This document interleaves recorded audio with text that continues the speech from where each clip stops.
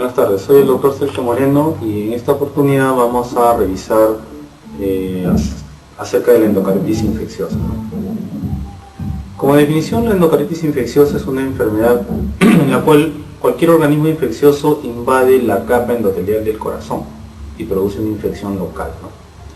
Se pueden comprender válvulas, cuerdas tendíneas, anillos valvulares, endocardio e incluso endotelio de grandes arterias, ¿no? O sea, es una infección que puede abarcar varios sitios del corazón.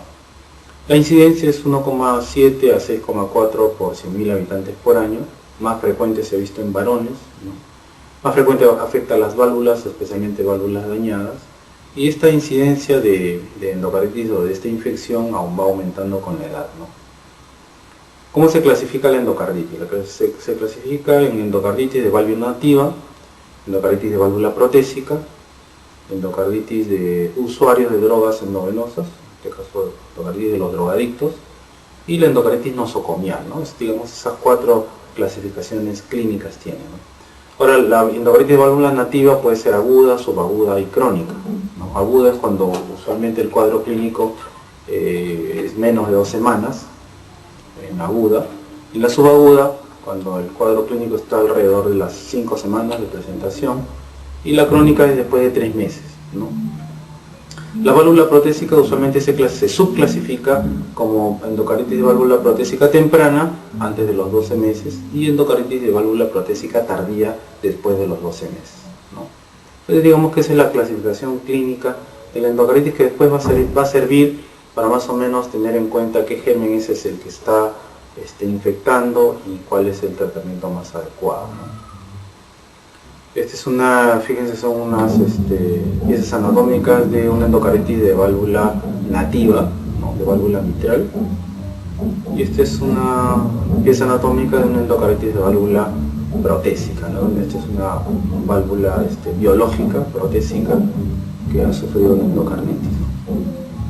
Entonces, aparte del tiempo, ¿qué otra cosa, digamos, nos puede ayudar para diferenciar la endocarditis aguda de la crónica, ¿no? Por ejemplo, la aguda es usualmente producida por organismos virulentos de alta virulencia, como el estafilococo aureus, ¿no? O el Streptococcus pneumoniae, ¿no? Y que tiene un curso clínico más agresivo, ¿no? La endocarditis subaguda ocurre frecuentemente en válvulas cardíacas previamente dañadas, ¿no? Por ejemplo, por una enfermedad reumática, ¿no? A diferencia de la aguda puede atacar a válvulas completamente normales, ¿no? Eso más que todo por la virulencia del germen. En cambio, la subaguda frecuentemente en válvulas ya previamente dañadas y con organismos que no son tan virulentos como la endocarditis aguda. Y en la endocarditis crónica ocurre en ciertos organismos de baja virulencia, ¿no? Y que puede desarrollarse en muchos meses y especialmente se desarrolla en organismos ya previamente con disminución de la inmunología, ¿no? Entonces, usualmente la endocarditis infecciosa aguda al inicio es más brusco, los síntomas son bastante sistémicos. El germen es un germen agresivo que produce gran destrucción valvular, ¿no? También produce una embolia periférica muy violenta, muy rápida, ¿no? Y tiene pues elevada mortalidad, ¿no? Entonces fíjense cómo es diferente a la afectación de la endocarditis aguda a la subaguda. Frecuentemente la aguda ataca válvulas normales, ¿no? Y la subaguda frecuentemente afecta válvulas previamente dañadas. Hay una rápida destrucción de la válvula con un cuadro de insuficiencia cardíaca también bastante rápido en la aguda. En cambio, la subaguda es mucho más silenciosa, más larvada, no tan agresiva. El germen común en la aguda es el estafilococo, el germen que por excelencia produce endocarditis aguda, un germen agresivo, ¿no? Y si no es tratada esta endocarditis aguda, el paciente se puede morir en 6 semanas, ¿no? Rápidamente. En cambio, la endocarditis aguda da un poco más de tiempo, ¿no? Usualmente si el paciente muere, se muere después de meses o un año incluso. Entonces, digamos que esa es la diferencia, ¿no?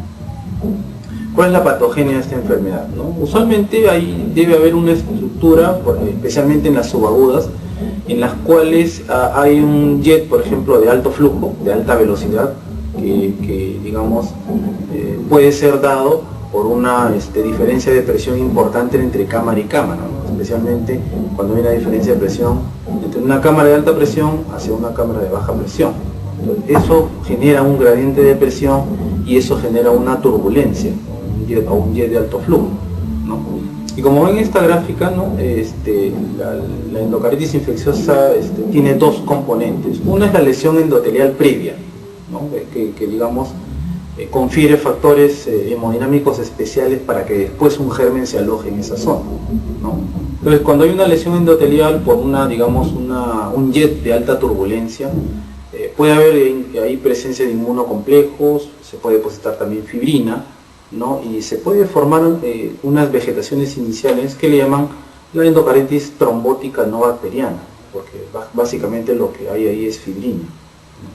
Pero si a esa endocarditis trombótica no bacteriana se le asocia pues una bacteriemia transitoria, como puede ser por ejemplo una extracción dentaria con mala higiene, ¿no? o de repente la debilidación de un absceso que produzca pues una bacteriemia transitoria frente a esa lesión previa, eso vaya a producirse una vegetación séptica, ¿no? Entonces ya esa vegetación con gérmenes va a producir destrucción de la válvula y con ello todas las manifestaciones cardíacas de la enfermedad, ¿no? Esta vegetación séptica puede producir bacteriemia, o sea, puede ir liberando poco a poco gérmenes al torrente sanguíneo, produciendo bacteriemia persistente y con eso y conllevando las manifestaciones extracardíacas, ¿no? O incluso esas vegetaciones se pueden embolizar a diferentes sitios del organismo, lo que llaman la embolia séptica, que puede ser al pulmón, al cerebro, al riñón, a cualquier sitio del organismo, ¿no? Entonces fíjense cómo inicialmente tenemos un velo valvular sano, ¿no? Y después por algún motivo, por alguna causa, se produce una lesión endotelial. En este caso puede ser un jet de una insuficiencia valvular, ¿no? Se produce la agregación plaquetaria, se adosa la fibrina, se produce pues la endocarditis no bacteriana, ¿no? Después por una diseminación de gérmenes se produce una bacteriema, se colonizan ahí los gérmenes y ya se produce ya pues la vegetación con infección, ¿no? Que ya es la endocarditis infecciosa, que puede ir a la cicatrización o que puede ir a la embolización, ¿no? Ese es, digamos, el curso de esta enfermedad, ¿no? Ahora, para el desarrollo de esta enfermedad existen poblaciones de riesgo, ¿no? Por ejemplo, es muy común pensar en endocarditis, un paciente que tenga ahí una cardiopatía preexistente, ¿no? Entonces, para ciertos tipos de cardiopatías se descalifica como alto riesgo y otro tipo de cardiopatías de riesgo moderado o de bajo riesgo, ¿no?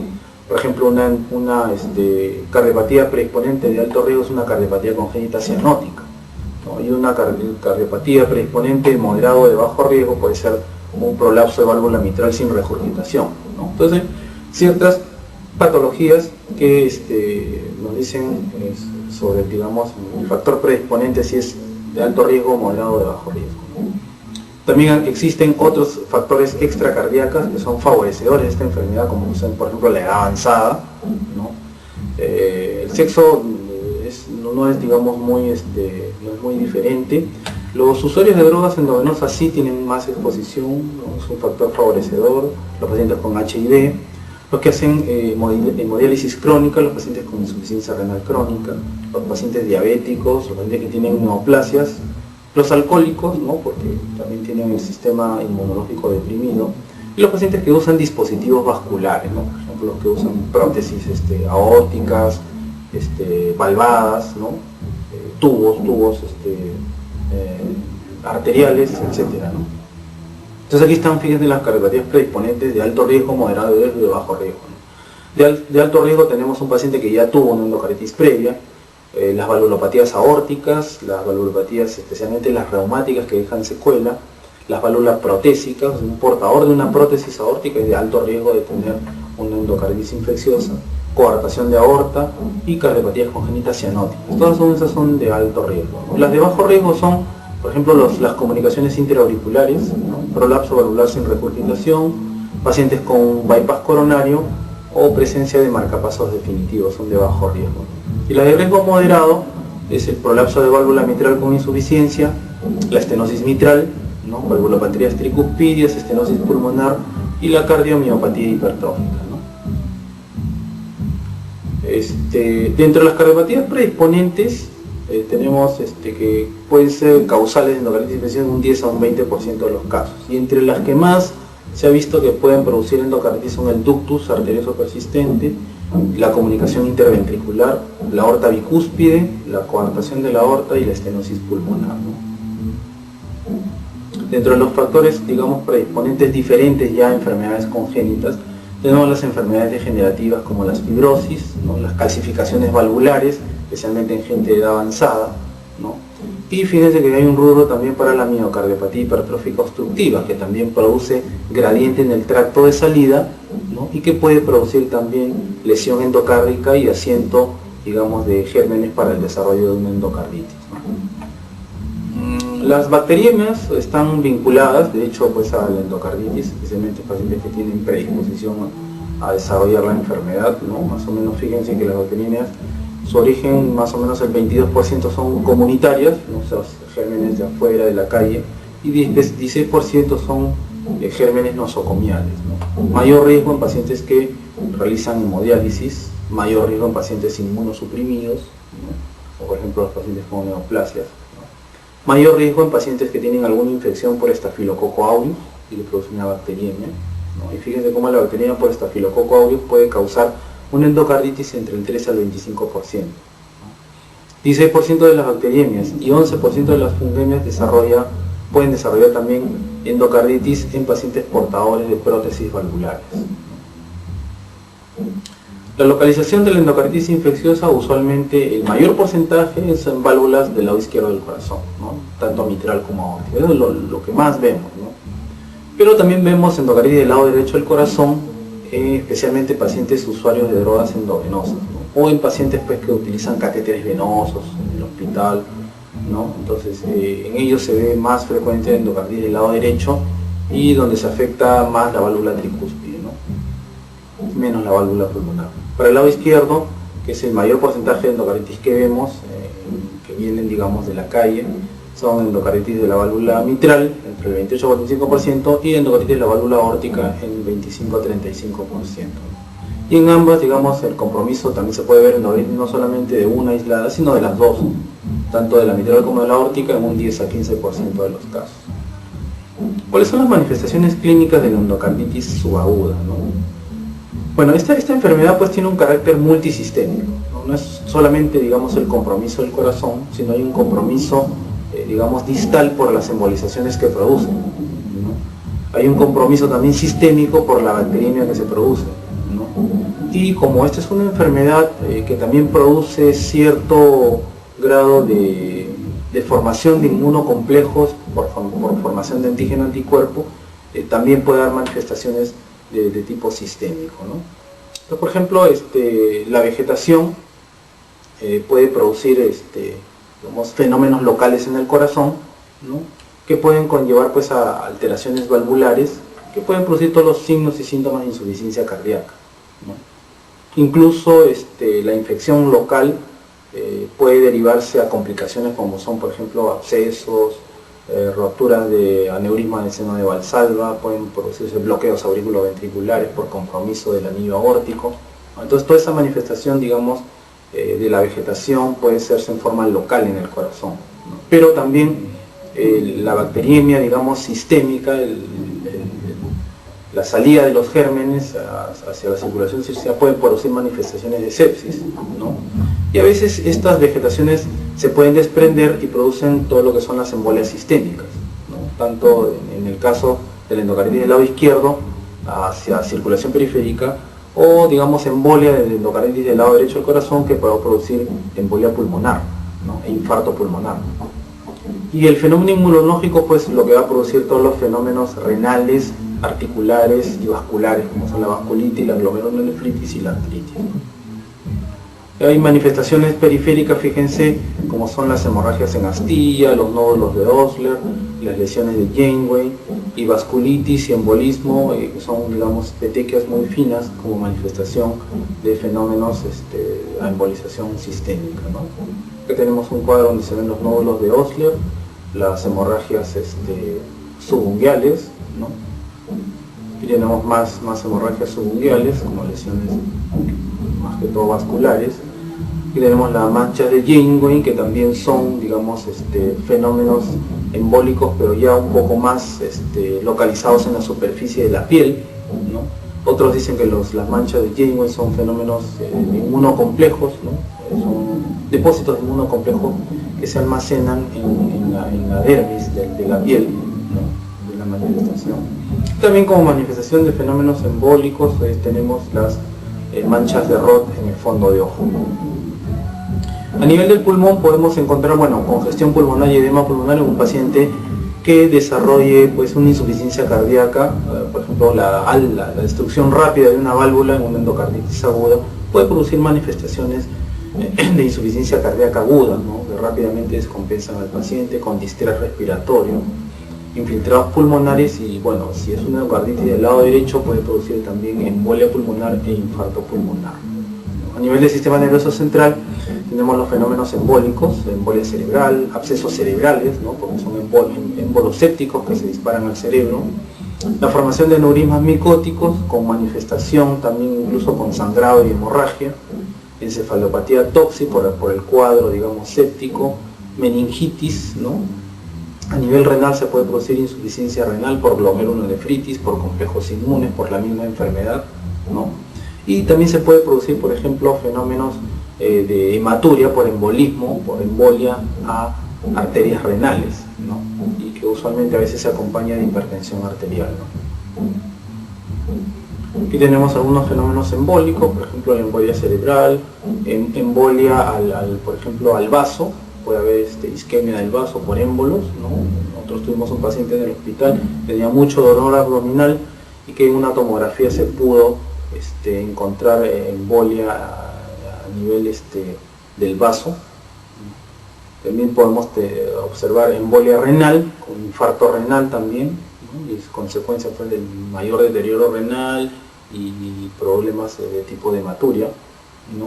Y tenemos una arteriografía donde se pueden observar aneurismas micóticos, que también es un fenómeno, digamos, periférico de la manifestación de la enfermedad, y que estos aneurismas se pueden romper y producir hemorragias cerebrales, ¿no? Que pueden poner en peligro la vida del paciente, ¿no? La presentación clínica pues es muy diversa de los pacientes con endocarditis. Usualmente pues lo clásico es encontrar un nuevo soplo cardíaco, regurgitante especialmente, embolias sistémicas de origen desconocido, ¿no? Una sepsis también de origen desconocido, es un problema que puede, digamos, plantear una endocarditis, ¿no? La fiebre pues es de lo más común, o sea, un paciente que tiene fiebre con soplo o fiebre con fenómenos embólicos hay que pensar inmediatamente en endocarditis, ¿no? Ahora, si el paciente tiene una prótesis con mucha mayor razón, ¿no? Es un paciente de alto riesgo, ¿no? O que haya tenido un antecedente de una endocarditis previa, ¿no? O que tenga pues enfermedad, una cardiopatía congénita previa subyacente, ¿no? O inmunodeprimido, etcétera, ¿no? Entonces, eso, además digamos, del síntoma fiebre asociado, por ejemplo, con insuficiencia cardíaca, ¿no? De un origen desconocido, eso también nos debe hacer pensar en una endocarditis, ¿no? A nivel de electrocardiogramas, si un paciente, por ejemplo, está con una fiebre de origen no determinado y hace un trastorno de conducción tipo bloqueo de rama izquierda, eso también es altamente sugestivo de una enfermedad de tipo endocarditis con un absceso del anillo aórtico, ¿no? Y bueno, dentro de todos los síntomas, digamos, ya periféricos, eso también definitivamente hace sospechar ver manchas de Roth, hemorragias en astilla, ¿no? Nosotros en el hospital vimos un caso de una paciente que llegó con una historia de fiebre, ¿no? Tenía un soplo cardíaco y cuando se le miraron las plantas de los pies se le encontraron un florido, ejemplo de los nódulos de Roth, ¿no? Entonces, perdón, los nódulos de Oslo. Eso definitivamente hace pensar pues en endocarditis bacteriana, pues hasta no demostrar lo contrario, ¿no? En cuanto a un paciente que tiene una prótesis, ¿no? Nosotros podemos intuir de que un paciente puede estar con una endocarditis cuando hay un soplo nuevo, ¿no? O a veces se puede atenuar o disminuir los sonidos de las prótesis, ¿no? Entonces eso también puede hacernos pensar de que es un paciente que aparte de tener la fiebre, pues si que tiene una válvula protésica puede estar desarrollando un cuadro de endocarditis, ¿no? Fíjense que la incidencia de la endocarditis protésica, en este caso, vamos a hablar un poco de la endocarditis de válvula protésica, es más o menos un 10 al 20% de endocarditis totales, ¿no? 3% del total de las válvulas protésicas presentan este tipo de problemas, ¿no? Se habla de endocarditis temprana hasta entre los 6 hasta los 12 meses, ¿no? Y endocarditis protésica tardía cuando es después de los 12 meses, ¿no? Usualmente el germen más encontrado o más frecuente en los casos de endocarditis de válvula protésica temprana es el Staphylococcus aureus, son un 24%, y los gérmenes gram negativos más o menos un 10%, ¿no? Otro porcentaje importante es el Staphylococcus epidermidis, ¿no? Digamos dentro de los estafilococos, pues, digamos es uno de los más frecuentes, ¿no? Las manifestaciones clínicas de la endocarditis de válvula protésica siempre pues acompañada de fiebre, insuficiencia cardíaca, un soplo nuevo, insuficiencia valvular. Puede haber 26% que se pueden desarrollar hasta un shock séptico, y la mortalidad en endocarditis de válvula protésica es muy alta, ¿no? Entre el 30 al 80%, por lo tanto se constituye en una emergencia médico-quirúrgica.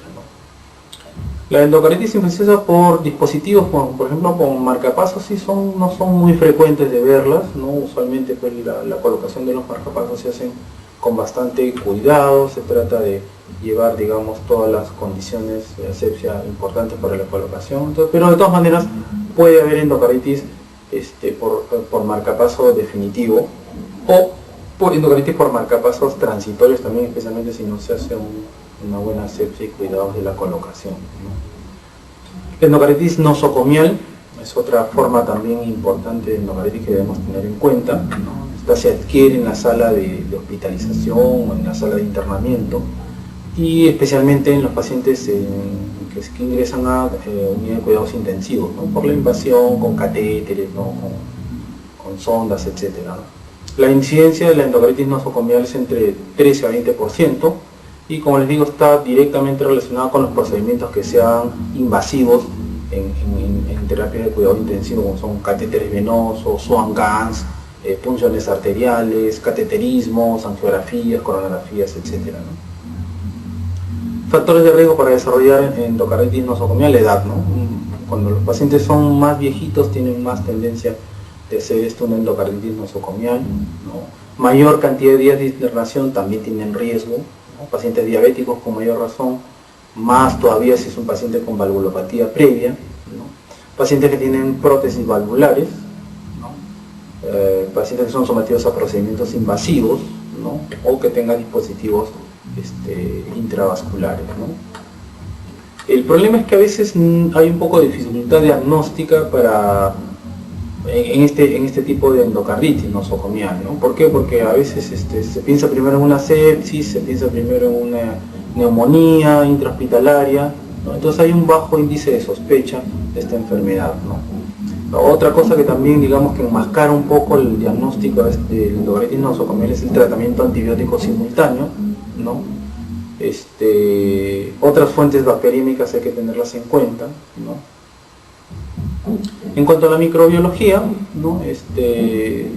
Digamos que la separación clínica de la endocarditis de válvula nativa, tanto izquierda-derecha como la endocarditis de válvula protésica temprana como tardía, tiene más o menos una microbiología ya establecida frente a este tipo de cuadro, ¿no? Y también para los pacientes pues, que son HIV y para pacientes con cultivos negativos, ¿no? Fíjense en este cuadro, se ve básicamente la endocarditis de válvula nativa y la endocarditis de válvula protésica, ¿no? En la nativa tenemos en los pacientes jóvenes, ¿no? Menos de 60 años, más de 60 años, en el cual fíjense que en los pacientes de menos de 60 años la predominancia es del estreptococo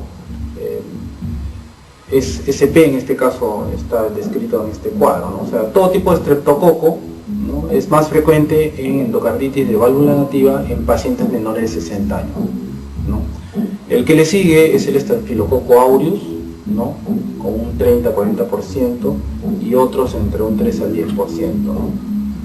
Pacientes más bien que son usuarios de droga endovenosa, fíjense que el Staphylococcus aureus es el germen predominante, ¿no? Entonces un paciente, por ejemplo, que tiene endocarditis del lado derecho, que se sospecha que es un usuario de droga endovenosa, la primera opción en pensar es un estafilococo aureus, ¿no?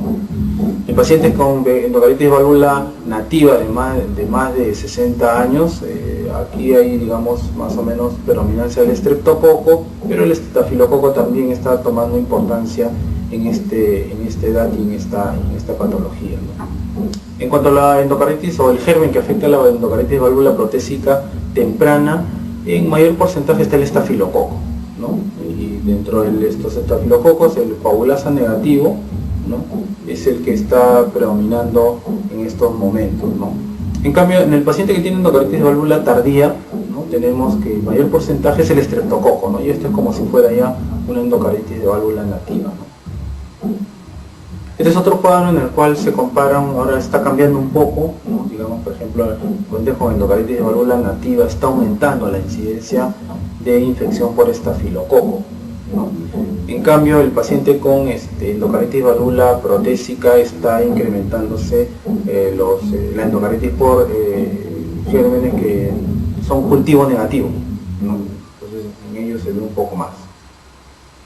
Dentro de los exámenes de laboratorio, bueno, hay que tomar todos los exámenes pertinentes, entre los cuales solamente quiero hacer hincapié en el hemocultivo. Los hemocultivos, digamos, la toma de la muestra del hemocultivo debe ser aproximadamente, se recomienda que sean 10 centímetros cúbicos de sangre por cada muestra, ¿no? Y un mínimo hay que tomar unas 3 muestras con intervalos de 30 minutos, ¿no?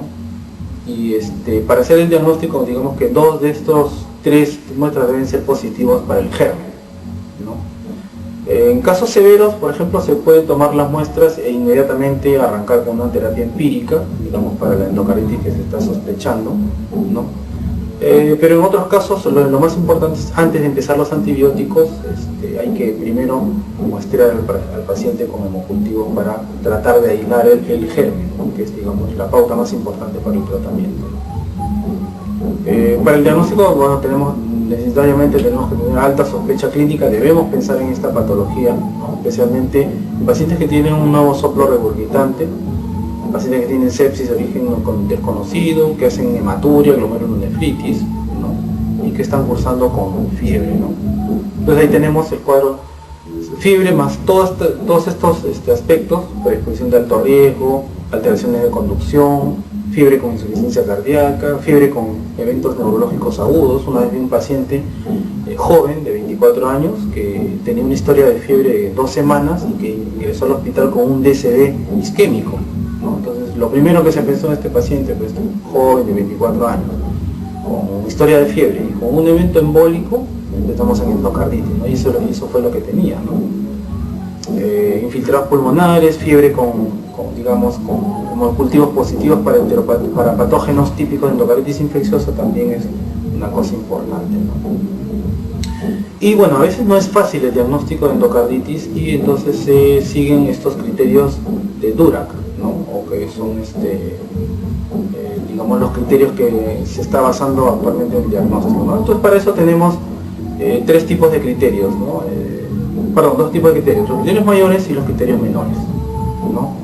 Y según lo que valoremos según criterios mayores y menores, tenemos una endocarditis definitiva, una endocarditis posible o una endocarditis rechazada, ¿no? Entonces, por ejemplo, la endocarditis definitiva, un criterio importante es el criterio patológico de obtener, pues, una vegetación o un cultivo de un émbolo periférico o de un absceso positivo para vegetación, ¿no?, y para el germen, ¿no? Pero usualmente no utilizamos ese criterio, ¿no? Entonces utilizamos los criterios clínicos de criterios mayores y criterios menores, ¿no? Entre los criterios mayores tenemos hemocultivo positivo, un ecocardiograma donde se observe la vegetación, es un ecocardiograma positivo. Esos son, digamos, los 2 criterios mayores. Y dentro de los criterios menores tenemos la predisposición para hacer una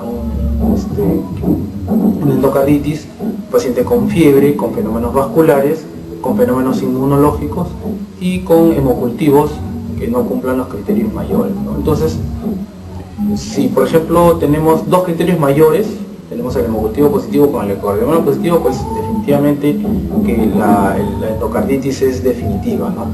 O si tenemos un criterio mayor y 3 menores, ¿no?, o 5 criterios menores, tenemos una alta probabilidad que el paciente tenga endocarditis infecciosa, ¿no? O en el caso de que tenemos un criterio mayor y un menor, o 3 menores, es posible que el paciente tenga endocarditis, ¿no? Y el resto ya son, digamos, criterios en los cuales se rechaza el diagnóstico, ¿no? Estos son, digamos, los criterios mayores: hemocultivo positivo. Cuando se habla de hemocultivo positivo para endocarditis infecciosa, realmente son gérmenes que han, digamos, salido positivos en hemocultivo y que son consistentes con la sospecha clínica de una endocarditis, que puede ser un Streptococcus viridans, un enterococo o Streptococcus bovis, ¿no? Staphylococcus aureus, enterococos adquiridos en la comunidad, etcétera, ¿no? Y la evidencia de la afectación endocárdica a través del ecocardiograma también tiene criterios, ¿no? Entonces esos criterios son de bastante utilidad para poder establecer el diagnóstico, ¿no? Entonces acá entra un poco a lo que es el aporte del ecocardiograma para el diagnóstico, que tiene un valor incalculable, ¿no? Se puede utilizar un eco transtorácico, que también tiene su sensibilidad. Se puede utilizar un eco transesofágico, ¿no? Especialmente en pacientes con prótesis valvulares que requieren necesariamente un eco transesofágico, ¿no? Entonces, cuando hay aún, digamos, una sospecha clínica de una endocarditis infecciosa, siempre la primera, digamos, opción es hacer un ecocardiograma para evidenciar las vegetaciones, que ya es un criterio mayor, ¿no? Y esto, aunado con el hemocultivo, nosotros podemos tener un diagnóstico de bastante importancia y de certeza, ¿no? Otra cosa importante del ecocardiograma es que nos puede marcar la pauta de la conducta quirúrgica, ¿no? De repente es un paciente con una endocarditis complicada, ¿no? Por hallazgo de un absceso, o de repente de una ruptura valvular severa, perforación de válvulas, etcétera, que puedan, digamos, conllevar a acelerar, digamos, la intervención quirúrgica del paciente, ¿no? Y obviamente, dependiendo de lo que se encuentre en el ecocardiograma, nos puede hablar también del pronóstico, ¿no? Un ventrículo dilatado con baja función ventricular, eso ensombrece el pronóstico de estos pacientes, ¿no? El ecocardiograma tiene una sensibilidad entre el 50 al 90% para detectar vegetaciones, ¿no? Cuando se hace un transesofágico es mucho mayor, ¿no? El transtorácico a veces no detecta vegetaciones de menos de 2 milímetros, ¿no? Ahora, un estudio ecocardiográfico negativo no excluye el diagnóstico de endocarditis, ¿no? Se puede hacer, digamos, un estudio posterior y de repente verificar ahí la vegetación, ¿no? Y bueno, es muy útil en el diagnóstico de las complicaciones, como son los abscesos, rupturas, fístulas, perforaciones, ¿no?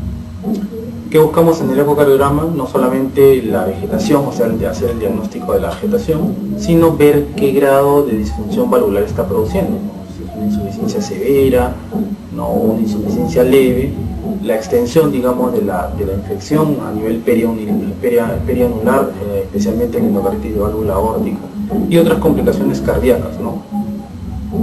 Este es un gráfico donde se ve una vegetación de la válvula aórtica en válvula no coronariana. Y acá tenemos fotos, por ejemplo, la superior izquierda es una endocarditis, una válvula tricúspide, ¿no? Es una endocarditis de válvula derecha del corazón, puede ser, por ejemplo, de un usuario de drogas endovenosas. Después tenemos endocarditis de la válvula anterior de la mitral, ¿no? Un paciente con una estenosis mitral, y endocarditis de válvula aórtica, ¿no? Definitivamente que mejor sensibilidad tiene el eco transesofágico que el transtorácico, ¿no? De todas maneras, el eco transtorácico inicial es de muy buena utilidad, tiene una buena sensibilidad, muy buena especificidad, pero el transesofágico es un poco mejor en cuanto a sensibilidad, ¿no? Y para descartar, digamos, complicaciones como los abscesos, ahí definitivamente el que tiene mejor sensibilidad es el transesofágico, ¿no? Este es un algoritmo en el cual, si se sospecha endocarditis infecciosa, lo primero que hay que hacer es un eco transtorácico, digamos, lo más rápido posible, ¿no? Y si tiene, pues, es un paciente que es portador de una prótesis, no demorar en hacer un transtorácico, de frente a hacer un transesofágico, ¿no? Digamos, por la mejor visión que se tiene con este método, ¿no? Si el paciente tiene una imagen de una buena calidad y no tiene válvula protésica, entonces el paciente puede ir a un transtorácico, ¿no? Y si es positivo, bueno, ya tenemos el diagnóstico, ¿no? En el caso de que el paciente, digamos, tenga un transtorácico negativo, pero la sospecha es muy alta de que tenga una endocarditis, se puede hacer, aparte del transtorácico, un transesofágico, ¿no? Ahora, el ecocardiograma a veces puede ser negativo, el paciente tiene un cuadro compatible con una endocarditis, entonces eso no quita que no sea una endocarditis. Entonces lo que hay que hacer es repetir el ecocardiograma en unos días posteriores, que pueden ser entre 5 a 7 días. En el caso de que se sospeche una endocarditis por Staphylococcus aureus, ¿no? Que de repente se ha obtenido el germen y el ecocardiograma es negativo, no esperar 5 a 7 días, sino hacer el ecocardiograma en 24 o 48 horas. Esas son las complicaciones que puede producir la endocarditis infecciosa, pueden ser complicaciones cardíacas, ¿no? Entre el 55 a 60%, pues lo que más se ve son abscesos del anillo, especialmente el anillo aórtico, más que el anillo mitral, infarto del miocardio por embolia séptica a arteria coronaria, ¿no? Complicaciones neurológicas como abscesos cerebrales, aneurismas de arterias cerebrales, ¿no? Y bueno, complicaciones sépticas, ¿no? ¿Qué cosa pone en riesgo la vida de un paciente con endocarditis? Una sepsis, un shock séptico con una insuficiencia renal, eso puede comprometer mucho la vida del paciente. O una insuficiencia cardíaca que sea refractaria, eso también vemos algunos pacientes en el hospital en los cuales hacen una insuficiencia cardíaca y a pesar de todo el tratamiento que le damos, el paciente no compensa, no mejora, ¿no? El estado, digamos, embólico, el potencial que pueda tener este paciente también lo hace proclive a que tenga un riesgo de su vida. Nosotros hemos visto un paciente con una endocarditis de válvula aórtica que hizo embolia a arteria coronaria, hizo un infarto de miocardio masivo y hizo una muerte rápida, ¿no? La insuficiencia respiratoria y bueno, el deterioro del ventrículo con arritmias malignas puede conllevar también a una mortalidad muy temprana, ¿no? Estas son las complicaciones de tipo embólico. Las embolias se pueden producir entre el 22 al 46%, ¿no? Y aumenta el riesgo especialmente en pacientes que tienen estafilococo aureus, ¿no? Pacientes con endocarditis con estafilococo tienen alta probabilidad de hacer una embolia sistémica, ¿no? Otro dato importante es el tamaño de la vegetación, ¿no? Si es una vegetación de más de 10 o más de 15 milímetros, tiene más alto riesgo de hacer una embolia, y si es de localización, por ejemplo, de la válvula anterior de la mitral, con mucho mayor razón puede ser más embólica esta vegetación, ¿no? Entonces lo mejor es iniciar rápidamente un tratamiento antibiótico, ¿no? y tratar de evitar esta complicación. En cuanto a la insuficiencia renal, se puede producir también insuficiencia renal por la misma enfermedad, ¿no? Que es la glomerulonefritis, ¿no? El paciente puede presentar proteinuria, hematuria, disminución de la función renal, disminución del filtrado glomerular, pero no solamente eso puede causar el problema renal, sino también la inestabilidad hemodinámica, ¿no? O sea, hay pacientes, por ejemplo, que hacen insuficiencia cardíaca severa, con bajo gasto cardíaco, con hipoperfusión renal, y digamos, toda esa inestabilidad renal puede llevarlo a que empiece a retener urea, creatinina y deterioro de la función renal. Las embolias y los infartos renales empeoran el cuadro, y si estamos dando antibióticos que puedan ser potencialmente nefrotóxicos, empeora el cuadro, ¿no? Los pacientes terminan en una insuficiencia renal aguda, ¿no? Y ahí vamos a necesitar el apoyo hemodialítico del nefrólogo, especialmente en esta etapa, ¿no? Pero habitualmente la glomerulonefritis por endocarditis infecciosa es una causa de insuficiencia renal aguda que es reversible, ¿no? Entonces hay que, tener en cuenta todos esos datos, ¿no? Bueno, el tratamiento no solamente es médico, sino también es quirúrgico, ¿no? Tratamiento del sostén de sistemas y tratar de identificar el germen que está produciendo la endocarditis. Entonces hay un tratamiento, inicial empírico cuando no se conoce el germen, y hay un tratamiento específico cuando ya prácticamente los hemocultivos salen positivos para los gérmenes, ¿no? Estos son los gérmenes más frecuentes que se pueden ver en el endocarditis infeccioso. En una subaguda, por ejemplo, el streptococo es el clásico germen infectante. En la endocarditis de válvula protésica tardía también hay que pensar en streptococo. Más bien en endocarditis agudas pensar en estafilococo, y en endocarditis de válvula protésica temprana, así como que los usuarios de drogas endovenosas también hay que pensar en estafilococo, ¿no? También se puede pensar en gram negativos tanto en pacientes con endocarditis aguda y los usuarios de drogas endovenosas. Bueno, estas son las alternativas, por ejemplo, cuando no hemos identificado el microorganismo y damos un tratamiento empírico inicial, ¿no? Por ejemplo, podemos utilizar la penicilina con gentamicina, o se puede utilizar ampicilina, gentamicina, ¿no? Y los pacientes que tienen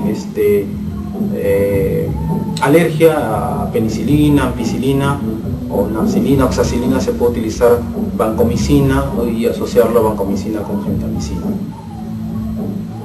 En pacientes con endocarditis de válvula protésica temprana, donde se sospecha que hay un estafilococo, este es el esquema más recomendado, que es el uso de vancomicina con gentamicina, ¿no? A esas dosis que están en la gráfica, y rifampicina por vía oral, ¿no? Entonces, en este caso también es necesario evaluar la posibilidad de una intervención quirúrgica en una endocarditis protésica de este tipo, ¿no?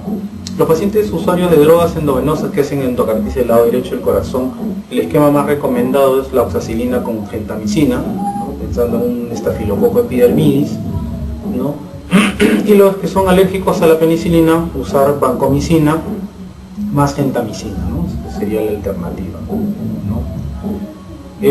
Ya digamos cuando se aísla el organismo, por ejemplo acá tenemos algunos esquemas en pacientes con endocarditis por Streptococcus viridans, que es digamos el germen más infectante, los cuales se puede utilizar la asociación penicilina con gentamicina, ¿no? Penicilina hay un esquema que se da penicilina endovenosa por 2 semanas más gentamicina por 2 semanas más, ¿no? O se puede utilizar el otro esquema, es penicilina por 4 semanas, ¿no? Más ceftriaxona por 4 semanas, ¿no? La alternativa sería utilizar, pacientes por ejemplo que son alérgicos a la penicilina, utilizar ceftriaxona por 2 semanas con gentamicina por 2 semanas, o vancomicina en el caso que no se puede utilizar por ejemplo ceftriaxona, ¿no? Sería la otra alternativa. Y en pacientes con sospecha de endocarditis o que se ha aislado, digamos, el germen del estafilococo aureus que sea susceptible a meticilina, la oxacilina más gentamicina es la droga, digamos, la asociación de primera elección, ¿no? O se puede utilizar también cefalosporina de primera generación, en este caso cefasolina 2 gramos por 2 semanas, y la gentamicina por 2 semanas también. O en el caso de que no se puede utilizar cefasolina por alergia o por otro motivo, utilizar vancomicina, gentamicina, ¿no? Entonces, que es el esquema que más se utiliza en pacientes con sospecha de estafilococo aureus, ¿no? En los pacientes con sospecha de estafilococo aureus resistente a meticilina, ¿no? De frente que darles vancomicina, ¿no? Que es la droga de elección. Y en pacientes pues que no toleren o tengan alguna reacción adversa a vancomicina, se puede utilizar estos nuevos fármacos que son los derivados de las oxazolidinonas, como el linesolid, ¿no? Que es digamos un fármaco que es específico para estafilococo aureus resistente a meticilina, ¿no? Entonces ese sería digamos el de elección en el caso que no se pueda utilizar vancomicina, ¿no?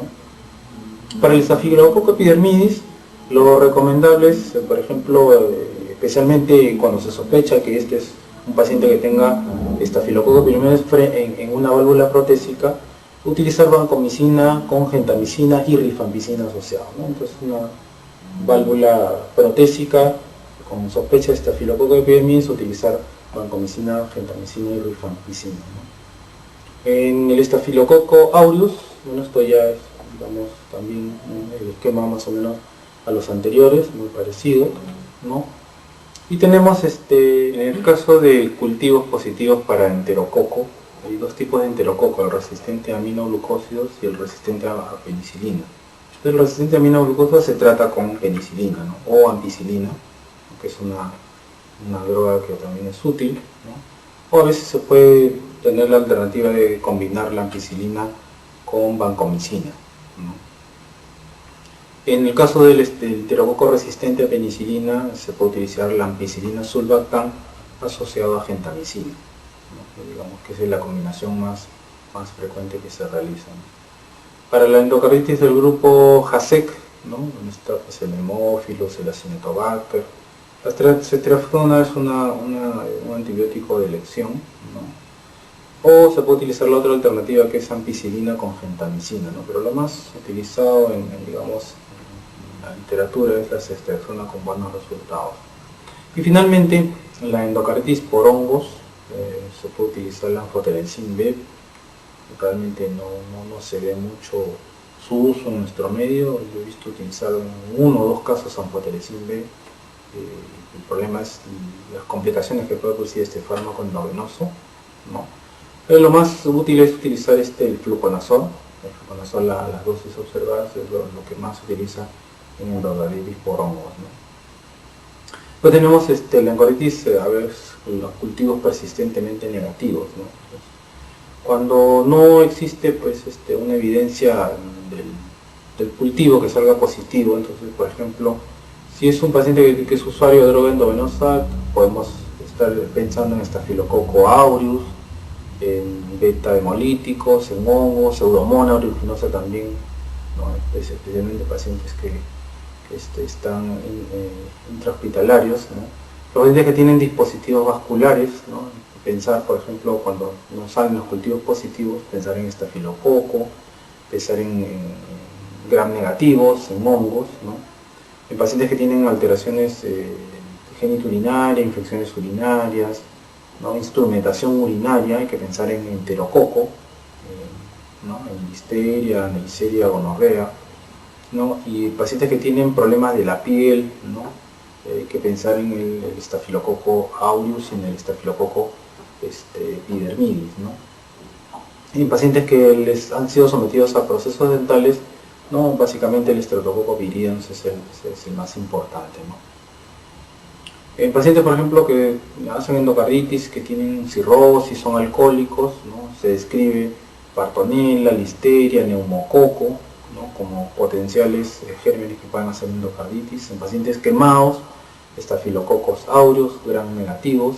Pacientes diabéticos con inmunosupresión, que no salen los cultivos positivos, hay que pensar en Staphylococcus aureus, Streptococcus beta hemolítico, neumococo, ¿no?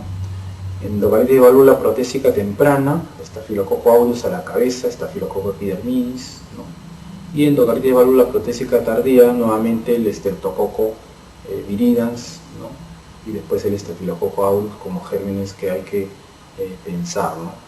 Después tenemos otras condiciones, por ejemplo el SIDA, en las cuales ya una salmonela podría estar ocasionando un cuadro de este tipo, Staphylococcus aureus, ¿no? Pacientes con trasplante de órganos, Staphylococcus aureus también, ¿no?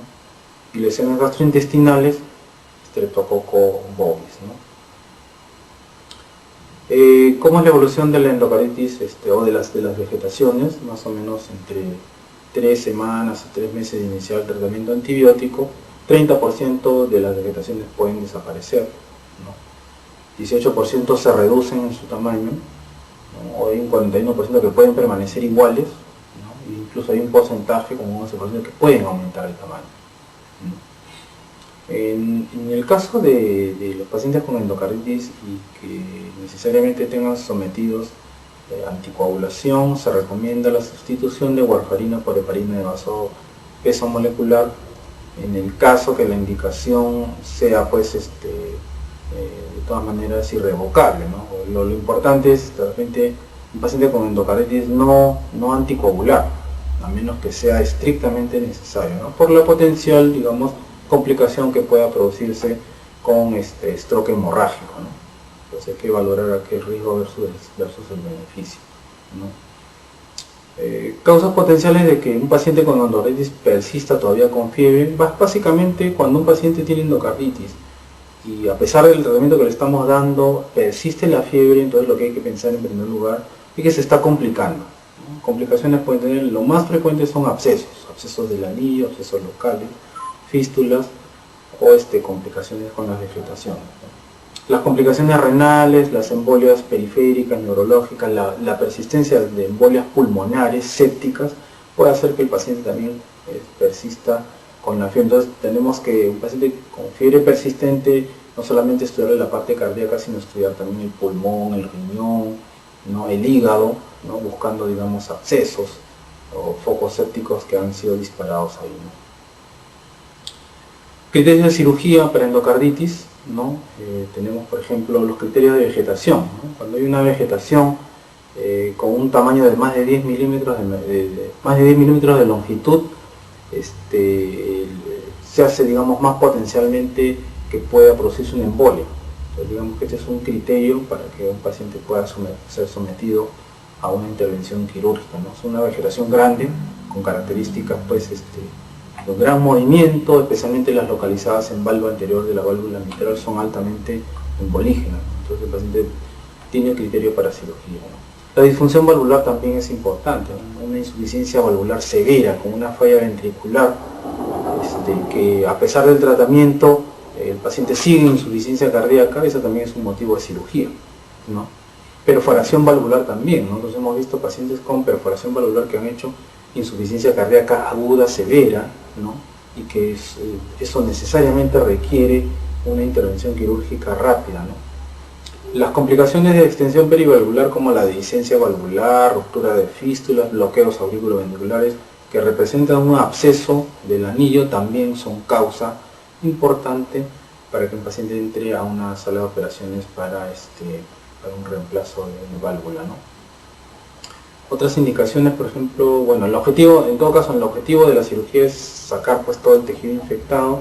Si es que existen complicaciones tipo absceso, drenar el absceso, ¿no? Con esto se va a llegar a corregir la normalidad hemodinámica, ¿no? En los casos de defectos congénitos, tratar de reconstruir los defectos congénitos o cerrar los defectos que producen shunt, ¿no? Y con eso se puede, digamos, adelantar uno al deterioro progresivo de un paciente que tiene una endocarditis severa, ¿no? Y que está produciendo una falla cardíaca importante, ¿no? Acá tenemos también indicaciones de emergencia, ¿no? Por ejemplo, una endocarditis aguda, especialmente un paciente que tiene una válvula protésica, es una indicación de entrar de urgencia a un reemplazo de válvula protésica, ¿no? Ruptura de seno de Valsalva, ¿no? Hemos visto por ahí algunos pacientes con endocarditis que han hecho ruptura del seno de Valsalva, ¿no? Que es criterio también de una cirugía de urgencia. Ruptura en pericardio también, ¿no? Indicaciones quirúrgicas entre el primer y segundo día, o sea, indicaciones de urgencia. Una obstrucción valvular, por ejemplo, por la vegetación se obstruye una prótesis, puede eso también llevar a un cuadro urgente para ingresos a las operaciones. Inestabilidad protésica, cabeceo de la válvula, insuficiencia cardíaca 3-4, pues que no es fácilmente manejada con los fármacos, también es criterio. Perforación del septum, embolias, el paciente que empieza a hacer embolias también es una indicación quirúrgica, ¿no? Y bueno, existen otras indicaciones, ¿no?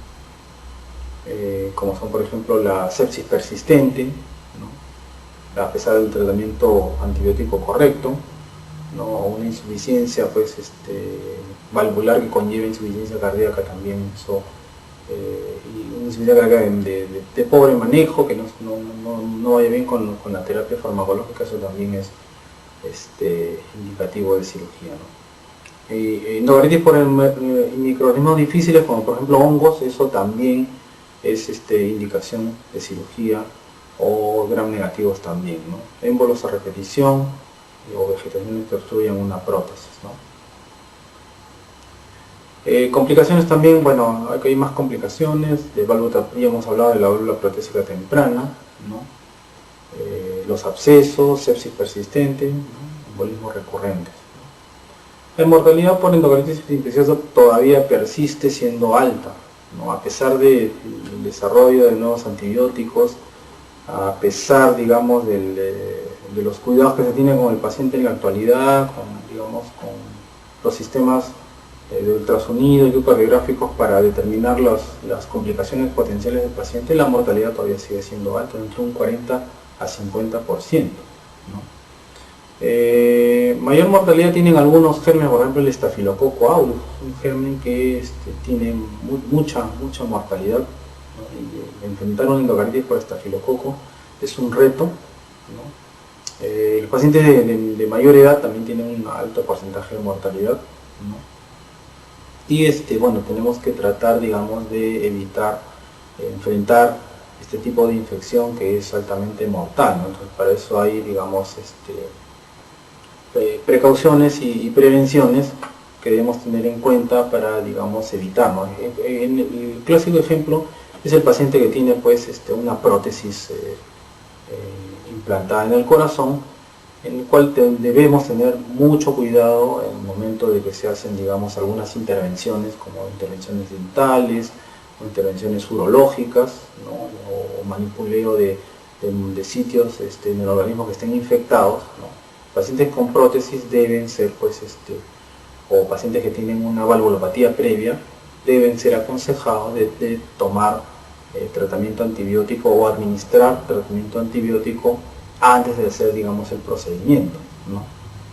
Entonces, para eso también se tienen las profilaxis antibióticas para, digamos, los diferentes tipos de instrumentación, ¿no? Por ejemplo, para procedimientos dentales, ¿no? Tenemos el uso de amoxicilina, ampicilina, o los pacientes alérgicos a beta-lactámicos se puede utilizar cefalexina o se pueden utilizar macrólidos, ¿no? O clindamicina, ¿no? A las dosis respectivas, ¿no? Que tenemos para los procedimientos genitourinarios y gastrointestinales, ¿no? ¿Cuál es la asociación ampicilina con gentamicina? Es una buena alternativa. En los alérgicos, la utilización de vancomicina, gentamicina, ¿no? También en forma profiláctica, profilaxis antibiótica para pacientes que tienen ya, pues, una predisposición valvular para hacer una endocarditis, es muy importante, ¿no? Muy bien, muchas gracias.